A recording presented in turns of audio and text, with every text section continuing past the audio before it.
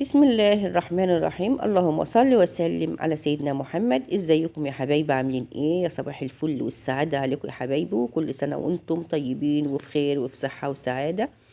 النهاردة قلت كده الصبح بعد طبعا ما قمنا وصلينا، طبعا كنا مصلين الفجر، وقمنا بقى بعد نمنا طبعا شويه بعد الفجر كده، وقمت بقى شفت بقى فتحنا شبابيكنا وكل الجو كده اما بيكون حلو والشمس كده طالعه بتشجع نفتح الشبابيك ونطلع ان كان مثلا بطاطين او حاجه بنطلعها ونشوف اللي ورانا ايه، وبعدين نيجي بقى نشوف هنفطر ايه او كده. فاحنا انا هعمل حاجه سريعه كده، نعمل تحت كوبايه شاي كده.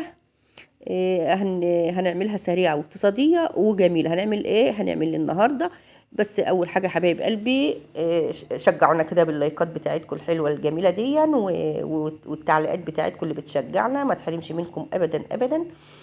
طبعا يا حبايبي انا معانا هنا هنعمل الكيكة بتاعتنا بالايه بالموز وباليوسفي. معانا حبتين يوسفي، ومعانا كمان 3 حبات من الموز. هنجيبهم، قشرنا كده الموز وهنجيبه نقطعه كده، نقطعه والخلاط بتاعنا هنحطهم في قلب الخلاط زي ما انتم شايفين. وكمان اليوسف بتاعنا هنقشره وهنضيفه كمان، بس قبل كل حاجة طبعا هنقشر اليوسف بتاعنا وهننزع منه البذور، يعني نقسمه كده من النص وننزع منه البذور. طبعا ما ينفعش نضربه نعمل به يعني الكيكه وهو بالبذر اللي بيبقى جوه ده لازم نشيله. هقطعها كده من النص علشان البذر بتاعنا يبقى سهل كده نطلعه بكل سهوله. وهنضيفه بقى على على المكونات بتاعتنا. الكيكه دي طبعا من غير بيض ومن غير يعني ما فيش فيها اي افتكاسات.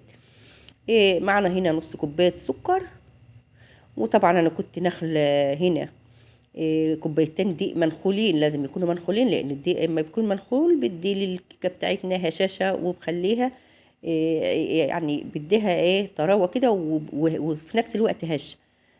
معايا هنا 3 كوباية زيت، نزلت بقى بالزيت على الموز واليوسفي والسكر وضربتهم في الخلاط، وجبت هنا بقى كوبايتين الدقيق طبعا اللي منخولين كده، حطيتهم هنا في الطبق بتاعنا. وهننزل بقى على الدقيق بالكلام اللي احنا ضربناه كده في الخلاط، الموز واليوسفي والزيت والسكر. انا حاطه نص كوبايه سكر بس يا حبايب قلبي، احنا عايزين الكيكه بتاعتنا مش يعني اما بتكون مسكره قوي طبعا ما بتبقى يعني كل واحد التحليه دي بقى براحتكم، يعني عايزين مثلا تحطوا كوبايه كامله كل واحد براحته. انا هنا كنت غاليه كوبايه ميه مغليه بتدي للكيكه بتاعتنا نتيجه جميله جدا. جبت هنا الميه المغليه كوبايه الا ربع، وكمان البيكنج باودر بضيفه في الاخر خالص بعد ما نضيف كل الاضافات بتاعتنا. بجيب البيكنج باودر وكمان معلقه خل كده، معلقه خل كده يعني مش ملانه قوي كده بقى بحط معلقه خل، وهنضرب كل الكلام ده كده مع بعض في اتجاه واحد. وهنكون بقى طبعا مسخنين الفرن. هنصبها بقى في عندك قالب كيكه، عندك صينيه. انا بحب اعملها انا عندي الطاسه دي، انا كنت جايبه ثلاث طاسات كده في بعض، دي اكبر واحده فيهم ديت يا حبايبي. انا بحب فيها الكيكه جدا، انا عاملاها ما بعملش فيها حاجه، انا بعملها للكيكه كده بتبقى حلوه ومحبكه كده ومخليه الكيكه طالعه كده حلوه.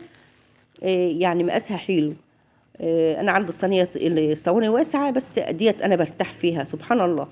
كده هندخلها بقى على فرن سخن كنت مسخناه، وطلعت الكيكه بتاعتنا زي ما انتم شايفين. طبعا ما فيش فيها بيض بقى ولا زبده ولا سمنه ولا اي حاجه، الزيت بيدي نتيجه حلوه برضو وجميله.